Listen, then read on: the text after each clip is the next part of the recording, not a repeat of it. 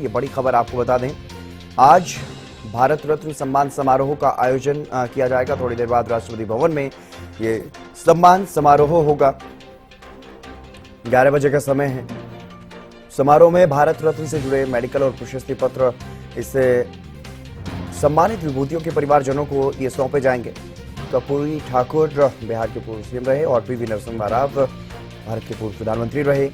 स्वामीनाथन कृषि से जुड़े हुए विशेषज्ञ और चौधरी चरण सिंह भी भारत के पूर्व प्रधानमंत्री रहे हैं। इन सभी को सम्मान दिया जाएगा, सम्मानित किया जाएगा। राष्ट्रपति लालकृष्ण आडवाणी को 31 मार्च को उनके आवास पर जाकर के सम्मानित किया जाएगा, यानी कि कल उनको ये सम्मान दिया जाएगा।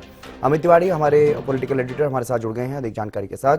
अमित, आज राष्ट्रपति भवन में सम्मान समारोह और वो दिन जिसकी वजह से लोकसभा चुनाव से पहले कई तरह के समीकरण बने और बिगड़े।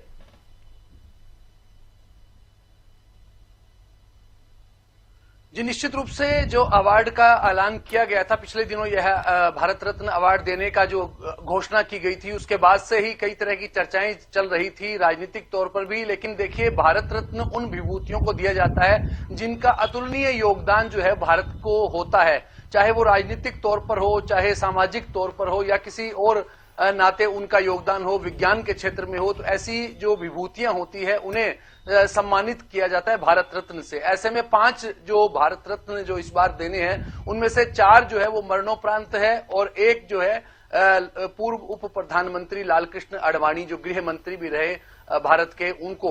तो आज जो है 4 जो विभूतियां जो मरणोपरांत, जिनमें पीवी नरसिम्हा राव का नाम है, कर्पूरी ठाकुर है, पूर्व मुख्यमंत्री हैं बिहार के, पूर्व प्रधानमंत्री पीवी नरसिम्हा राव है, पूर्व प्रधानमंत्री चौधरी चरण सिंह हैं, और साथ साथ जो स्वामीनाथन, MS स्वामीनाथन वैज्ञानिक हैं, कृषि वैज्ञानिक। उनका अद्भुत अतुलनीय योगदान जो है वो भारत को रहा है कृषि क्षेत्र में, हरित क्रांति लाने के क्षेत्र में। तो ऐसे में इन 4 विभूतियों को आज जो है मरणोपरांत यह भारत रत्न का सम्मान जो राष्ट्रपति भवन में दिया जाएगा, उन्हें राष्ट्रपति की तरफ से यह सम्मान आज उनके परिजनों को यह दिया जाएगा। और जो लालकृष्ण आडवाणी है, उन स्वास्थ्य कारणों के चलते वे आज नहीं आ पा रहे, उनके लिए अलग से व्यवस्था की गई है। खुद राष्ट्रपति उनके आवास पर जाकर यह भारत रत्न अवार्ड उसे उन्हें सम्मानित करेंगी। जी हितेंद्र। जी बिल्कुल अमित, लेकिन जब इनके ऐलान किए गए, जब घोषणा की गई भारत सरकार की तरफ से, तो उसके बाद से किस तरह से भारत में सियासी समीकरण लोकसभा चुनाव से पहले बदले हैं, उथल पुथल जो हुई है भारत की सियासत में, उस पर भी मैं चाहूंगा कि थोड़ा सा आप जानकारी दें।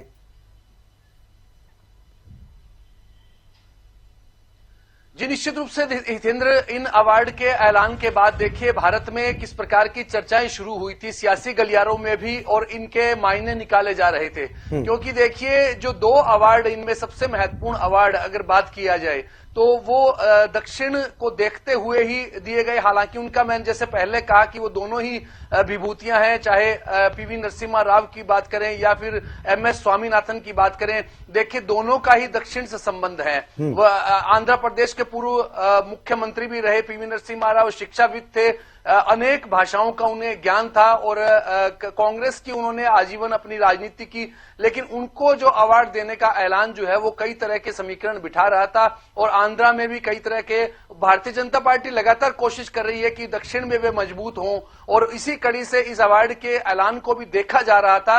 हालांकि देखिए, मैंने जैसे पहले कहा कि, और मैं दोबारा निरंतर इस बात को दोहरा रहा हूं कि जो विभूतियां हैं उनके योगदान को देखते हुए दिया जाता है। MS स्वामीनाथन ने हरित क्रांति लाने में योगदान दिया, उनके नाम पर सियासत लंबे समय तक होती रही है, उनकी सिफारिशों को लेकर, ऐलान को लेकर भी होती रही है। अब उन्हें अवार्ड मिलने जा रहा है। और दूसरा, आपने जैसे कहा कि एक तरह से सियासी समीकरण बदले हैं, निश्चित रूप से हितेंद्र आपकी बात यह सही है कि जैसे देखिए, बागपत, बरनावा, मेरठ क्षेत्र में चौधरी चरण सिंह का एक महत्वपूर्ण नाम है। वहां पर आज भी उनके नाम से सियासत चलती है, उनके नाम से लोग उन्हें याद करते हैं। और उसके बाद सियासत एकदम से बदली, और जो लोग खिलाफ थे, चाहे अजीत सिंह के परिवार की बात करें, जयंत चौधरी की बात करें, एकाएक समीकरण बदले और वे NDA में शामिल हो गए। उन्होंने स्पष्ट कर दिया कि जब चौधरी चरण सिंह को इतना बड़ा सम्मान मरणोपरांत दिया जा रहा है, जिसकी दरकार लंबे समय थी, तो ऐसे में उन्हें सम्मान देकर एनडीए ने दिल जीत लिया है। उसके बाद कुछ कहने को बचता नहीं।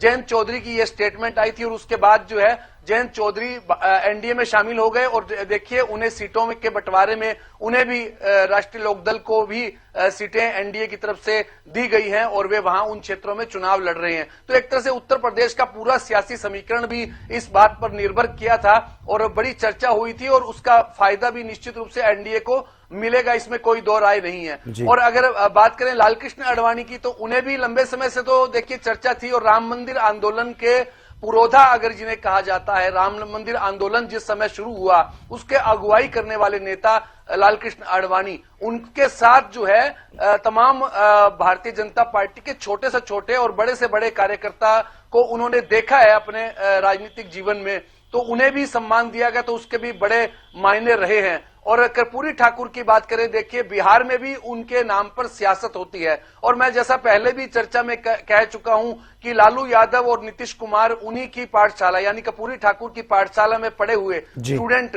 रहे हैं और आज की राजनीति में भी वे सक्रिय हैं। और नीतीश कुमार देखिए उस समय तक जब अवार्ड का ऐलान हुआ उस समय तक वे एनडीए से बाहर थे, यानी उनकी सरकार जो आरजेडी के साथ चल रही थी। अवार्ड का ऐलान हुआ उसके बाद तस्वीर बदल गई। हालांकि नीतीश कुमार को देखिए हमेशा ही पलटू कुमार कहा जाता है और वे पलटते रहते हैं, लेकिन इस अवार्ड के ऐलान के बाद जो एक बड़ा बदलाव बिहार की राजनीति में देखने को मिला वो नीतीश कुमार की एनडीए में वापसी हुई और वहां जो है एनडीए की सरकार बन गई।